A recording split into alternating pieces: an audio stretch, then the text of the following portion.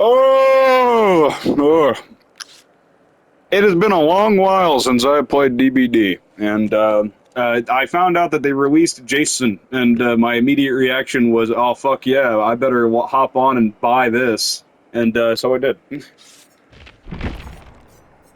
And against all odds, I have decided that I'm going to jump into this without reading the character description at all, because I'm stupid.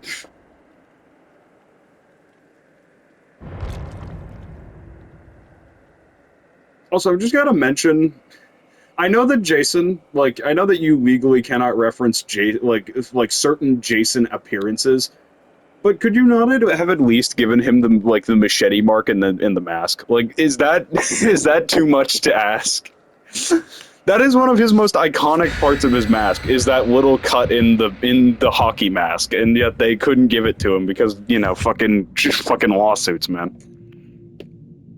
I just love that. I just love that. Also, I forgot to mention, but I'm making a very long video on why White Knuckle is amazing. So, yeah, I'm gonna be finally making more professional videos instead of just, getting on here and rambling around like, an idiot. Because editing, that's a thing.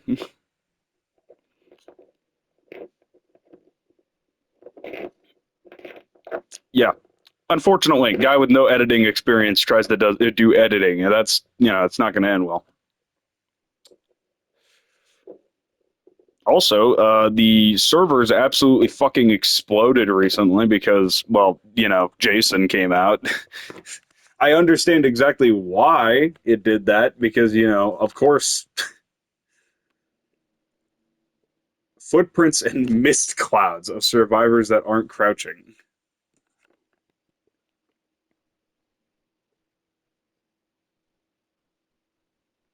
Okay, so you can see more than you can see as Dracula, because Dracula you can't see shit unless they are sprinting. You cannot see them.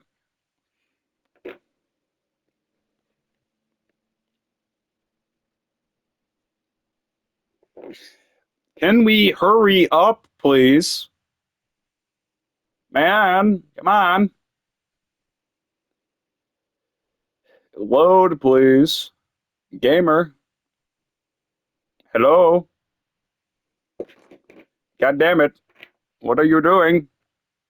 What are you doing? Come on. Son of a bitch. Also, I just gotta mention that is one of the funniest walking animations I have ever seen in my entire fucking life. What are you doing, my man?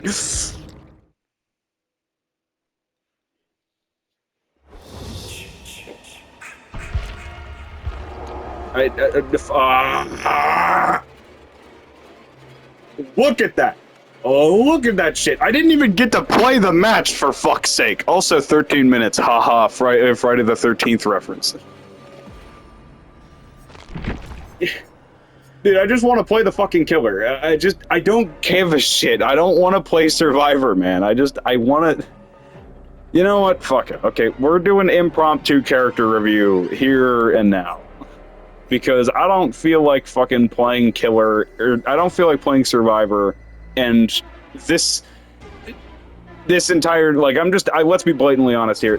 It's gonna take me long enough to find a match that I could talk about the entirety of all of his perks right here, right now, and how I think that they're gonna place in the meta. First of all, Scared to Death, I think is gonna be crazy.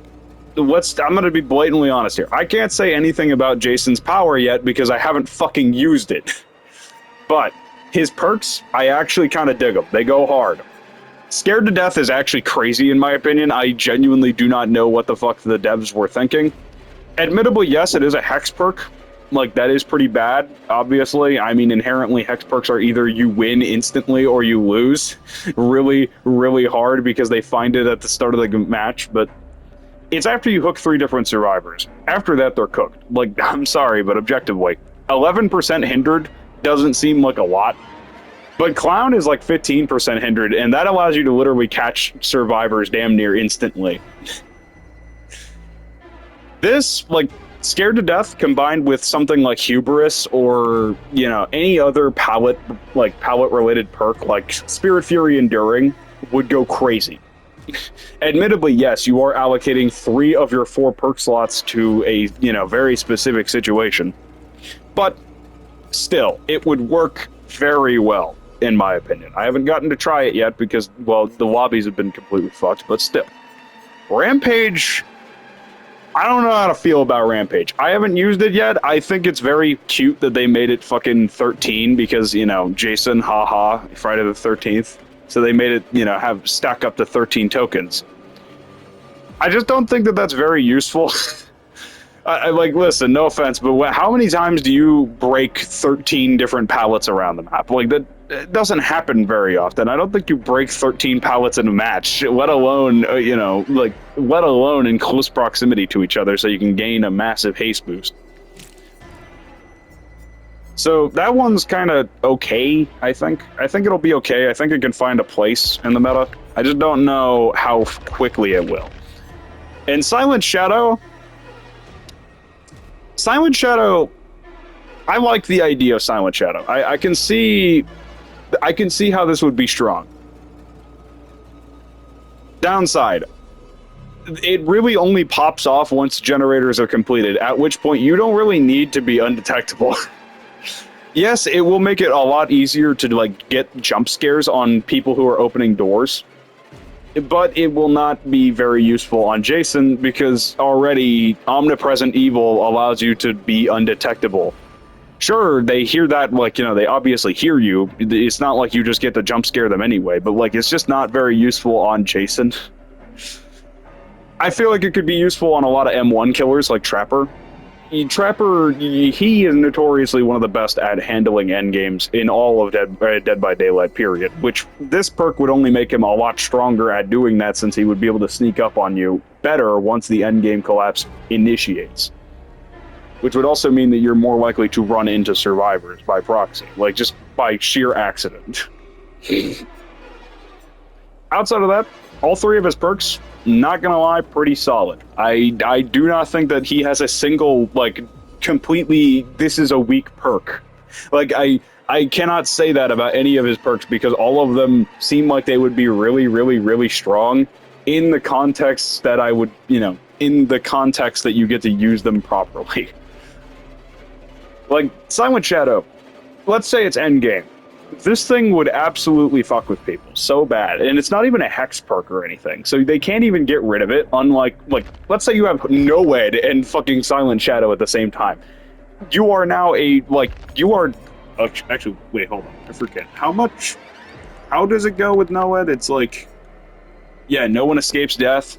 It's like, you gain like, I think like a 5% haste, so you're going 5% faster, and you also have no tear radius, so they can't even get a warning that you're coming very quickly. Like, it would just be really fucked.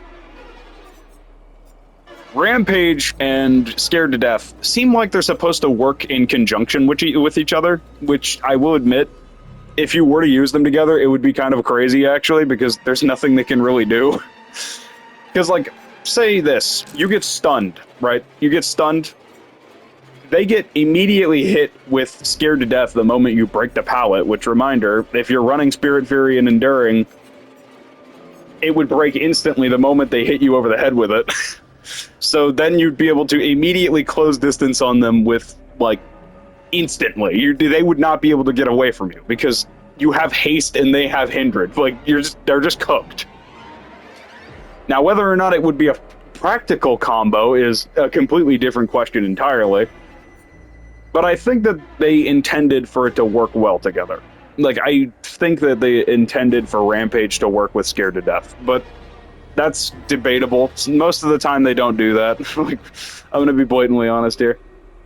I will say this much, though. I do like the fact that overall, like, just different topic here, I like the fact that overall, Jason, all of his perks kind of build towards one thing and one thing only, and that's that while, yes, Jason can come out of nowhere, he is very spooky like that. He is a very good jump scare. He is an unstoppable force that cannot be escaped. That is what all of his perks kind of just build up towards, because Scared to Death slows them down, Rampage makes you faster, there's no escape. And even if they do escape, you'll just find them again whenever you're stalking them silently. I like that. I like the coherency with his perks. That's very nice. Because a lot of the time, it just kind of feels like they throw perks on characters without really, like, you know, without really giving much thought as to what they do. It's just kind of eh. Sometimes I just feel like they throw perks on characters for the sake of throwing them on. Like, it doesn't feel like that they add on to the character or lore or even have an established character at all. With Jason, all of his perks make sense in the context of him being Jason. Because they all kind of just build towards one of, like, the two kind of separate aspects of Jason Voorhees, and that is literally just two things. He's either stalking you silently from a mile away, or he's an unstoppable brute force that is chasing you down. There is no in between. You are either hyper aware that he's coming for you and there's nothing you can do, or you are completely unaware he's coming for you and there's still nothing you can do. Which I like that. That's very nice. I like the coherency there. That's very nice. I think that, like, when it comes to, I guess, how would you put it? I'm kind of having a brain fart here. What's it called? Coherency, or not coherency. Fuck. I mean, God damn it. What's it called whenever you, like, tag team? Like, perk combos. Yeah, sure. We'll go with that because I can't think of the actual good term for it. When it comes to perk combos for Jason's perks, I think that Scared to Death is going to go really, really, really well with Hubris. Not necessarily because of the fact that Hubris is a strong perk, but because the issue with Hubris is that you rarely actually get to hit them. Even with Spirit Fury Enduring, Hubris is just one of those perks that has always been really mid because of the fact that it's just kind of rare that you get a hit immediately after being pallet stunned. Hex Scared to Death would make it so that that's a lot easier to do. But the issue is obviously you'd need to get them on a pallet where they believe they can run you around. Because once you have them on a pallet where they think you can run you, or they can run you around, that's when you pop Scared to Death, and then you beat them to death. That would go hard. Obviously, you could run it with Spirit Fury Enduring, but, like, you know, once again, you're wasting 4 perk slots for the sake of one funny meme where you just, like, obliterate them in 2 seconds flat. It's just not that worth it. The trade there is not very good. Silent Shadow, I've already said this, it's gonna go crazy on fucking Trapper. Any endgame killer where you are in endgame most of the time, it's gonna go really hard on that. Maybe Ghostface? I'm not gonna lie, could actually go... Actually, no. Yeah, I don't know what I'm saying there on Ghostface, actually, because, well, you know, you already know. But it would be one of those mix-up picks, I think. I don't think it's gonna be, like, a big game decider, but I think it'd be a nice accessory for any endgame killer who is constantly in threat of being an endgame. And Rampage... Well, Rampage... It's Rampage. Rampage is just going to go really, really well with Fire Up and Brutal Strength. That's like, there's nothing else to argue there. It is just going to go really well with anything that makes it so you can break a shit ton of pallets without having to worry about it. That is about it. Also, I have yet to I have no idea if this is true or not, but diminishing returns, I don't know how this works for Fire Up. Because Fire Up can stack up to 5 tokens, where at which point it is way stronger than Brutal Strength as a perk. Issue is that I don't know if that would mean that Fire Up would replace Brutal Strength and it would become the diminishing return perk, or not. I don't know whether or not that would do anything, but, you know, that's besides the point. I'm going on a tangent right now because this is kind of just an impromptu character review because I didn't have, like, a script or anything and I was just wanting to play a match. I guess we'll go into Jason's actual fucking skill now because, honestly, it's really just... if I had to put it down into the most caveman-ish terms possible, it's Dracula. It's just Dracula, but if you had like huntress hatchets, it's just Dracula, but with huntress hatchets. That's the whole thing. Basically, the whole thing is that instead of recovering spikes, from a locker like any other normal killer, you can basically there's just random scrap piles and spikes around hooks that you can grab to basically, to carry one with you. And obviously, that's kind of weird. I feel like that one was just kind of put there for the sake of putting it there. I don't think that they did that because, I think they just wanted him to feel more unique than other ranged killers, because almost all ranged killers check lockers a lot. The spike knocks him back, obviously, which is kind of just a Wesker gimmick, but obviously that's... I can't say that Wesker is the only guy to have that, all things considered, even though he literally is. Survivors are impaled if they are hit with a hook spike. They cannot heal past the injured state while embedded with a hook spike, and they have their aura visible to the killer. Apparently, there's also... I think that there is a difference between hook spikes and scrap pile spikes. To my knowledge, hook spikes are, stronger, very slightly stronger than normal spikes. Also, I guess we're going to end this here because I just got a match, which means I'm going to end this here because otherwise the video is going to be way too long. So, yeah, that's Jason's character so far. I haven't played him yet. I'm going to do it, but that's provided I actually get the match. So, I guess take it easy. I'll see you on the next one because I'm going to record this match. So, you're going to get back-to-back views here. Take it easy. Love you guys. Have fun with Jason.